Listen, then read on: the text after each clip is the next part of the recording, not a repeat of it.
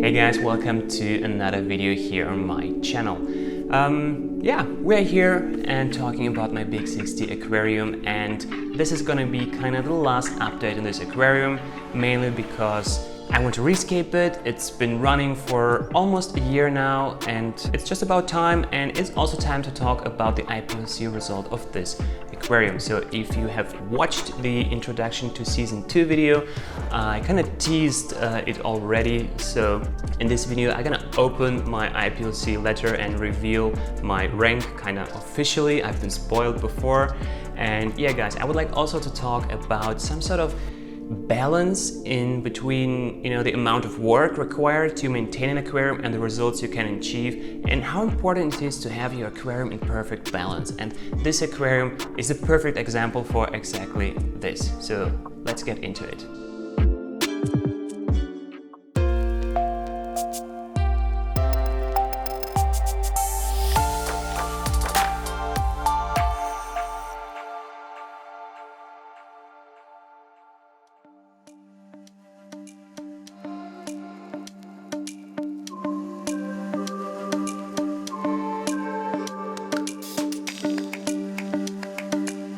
Okay guys, first things first, I just want to get it done and open my IAPLC letter. Here it is. Hopefully it's the right one. I have one from last year, not opened yet. No, last year I did it, probably from the year before. Anyway, it will be fun if that's the wrong letter or the wrong envelope. I don't know, for some reason I've been keeping the letters. I wanted to film it and I never got to it, but because you get to see the results online, you will find out your rank even without opening the letter. So hopefully that's the right one from 2019. Ooh, looking inside, pretending I don't know my rank. Just in case you don't know my rank yet, pause the video now, go down and comment, write it down below, your best guess, and keep watching, find out if you've been right. We don't need this one. Here we go, right to the letter. Yeah, it is the 2019 letter. And here it is, rank 126, and top 127 are known as the fine works, I guess. It's the black pages. So that's definitely an achievement, and that's my best rank ever in the IAPLC contest. The best one I had before was like 218 or 230, and I've been dreaming of getting into the top 200. It was like my big goal, and I would have never thought, especially with this tank, to get into the top 127. This tank has been running now for almost a year, pretty long for my standards actually. And yeah, it's been a backup for IAPLC. Originally I wanted to introduce the 120 that I have over there, but it took me way too much time to glue the rocks. It's still kind of empty right now, just some rocks inside. You will get to see it in the future videos, how I finalize it, so eventually I will get there to enter it in the IAPLC 2020 contest. So this one was a backup. I did a picture. It wasn't perfect at this time. The stems were actually overgrown, but for me, IAPLC is not about the result itself. Of course, it's nice to achieve a nice result, but in the end, it's about just taking part. And when you take part in a contest, you evolve, you kind of work harder, you looking into how to take pictures, how to improve. You just take stuff more serious. You also get connected with other people, you make new friendships, and I think in general it's just a great way to network and just have more fun in the hobby. And yeah, if you're thinking about entering the contest, there is also those awarding ceremonies, not just from the IAPLC, but also the European, the American contest, and those kind of get-together events with all the participants. They're just amazing, so many like-minded people. That's just mind-blowing. Let's get into detail on this tank. I'm gonna talk you through how the tank is looking right now, and at the end of the video I would like to talk about the balance, how the balance has worked out for me on this tank. So right now this tank is slightly overgrown, and that's basically due to the way I've been treating this tank. I don't like doing maintenance on a tank every other day. I'm more of the lazy guy, and I have no problem to say this on camera. So for me, the tanks, they have to be easy maintenance. And what that means, the state you can see right now, it is exactly like 1 week after the last maintenance on this aquarium. 1 week ago, I cleaned the glass, I did a water change, and I trimmed just some of the Pinnatifida because it's becoming really massive and growing all over the place with its runners. I love this wild and bushy look of the Pinnatifida, but it can be also very overwhelming for the layout itself. On the final picture that I submitted to the IAPLC contest, I had like just small Styrogan wrappings on the left and right, and I have added like little like streets of the cuttings of the Styrogan wrappings to the foreground, just to create more tension, to kind of underline the flow of the tank with this vertical wood that is in the background. And yeah, those scripts that are on the left and right, they're basically just filler material, because after I did the final picture of the tank, it wasn't a long time after I did maintenance, the water was quite low, and if you guys have followed me on Instagram, I had a massive plant melting.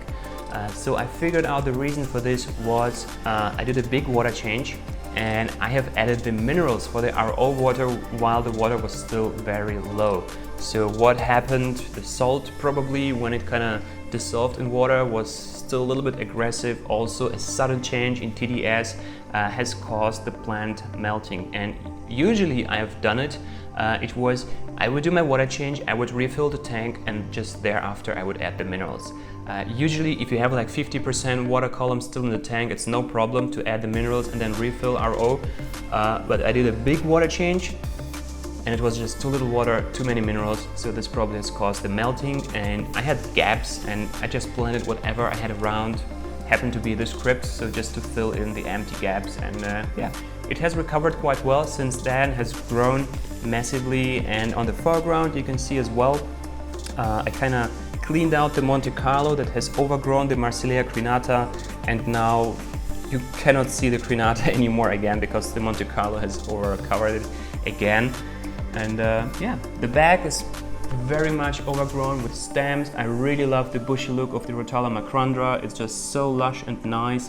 The Rotala atra in combination with the Rotala green, just the strong contrast between the green and the reds. I really love it. And I have a new addition to this tank. It's in the back. It's the brand new Rotala Vietnam from Tropica. It is in the limited range, so I don't know, maybe one day it will hopefully make it into the standard range. It looks kind of similar to the Rotala Valiki. It spreads out, becomes really bushy on its own, and is just, I feel like, more of an easy plant, while Rotala Valiki is really an advanced plant in my opinion. Other than that, we have a little Anubias coin leaf. It's also now in the limited range of Tropica. I received it ahead of time for testing. It's just the tiniest and smallest Anubia on the market. I really love it. It's, I don't know, for me, competing with one of the really small Bucephalandra species. Some of them I have here as well. They were a little gift from Adam Paskela from my trip to Poland, and the mini Physidens. Maybe you guys remember from the kind of interview we did on the 60p aquarium where Adam has damaged the hardscape a little bit. So that's the moss and some Anubias from this tank. And the livestock has also changed a little bit over time. So now I have some dwarf live breeders added to the tank. They were rare, I saw them in the shop, I wanted to have them. But what is really exciting, the black Dario tiger, they started breeding on their own. So I have baby black tiger fish all over the place going on, and that's something that's holding me back from tearing this tank down. And guys, I don't know, I would love this tank to maybe keep it running, but I really need a new tank. I want to do a new scape to show you new content. So I'm literally considering selling this tank, the entire system as it is. Of course, this needs to be picked up in person. If you live nearby, just reach out if you're interested in it. If not, it will be a pity and I will have to tear it down, but I will take care of the livestock and try to catch all the baby fish. Finally, as I have announced earlier, the balance of this aquarium. I literally have done so little maintenance on this tank, and you know guys, a lot of people, they aim for the high-end look, but they don't want to do the maintenance that is required for the high-end look. I know many aquascapers out there, they have wet hands every day. You know, they're working on the tank, trimming every leaf off that doesn't look perfect, and replanting and doing stuff and scrubbing the glass and doing a water change 2-3 times a week. I try to find the balance where the tank kind of, you know, 20% effort, 80% result, you know, this kind of ratio. I use the Tropica Specialized. It's kind of all-in-one fertilizer in here. I can give a little bit. I haven't dosed any first to this tank in 1 week time since the last maintenance. And yeah, everything is kind of perfect balance in here, no algae. The plants are not perfect by any means, but it's healthy, it's looking good. It's just a joy to look at this tank every morning. I'm having breakfast nearby, so that's what I'm looking at in the morning and when I'm enjoying my coffee. So guys, here we are, end of the video. I hope you appreciated the last update on this aquarium one more time, and let me know in the comments section what I should do in this tank in the next scape. Hit the like button, subscribe, smash the subscribe button if you have done so yet, and I'm gonna see you in the next one.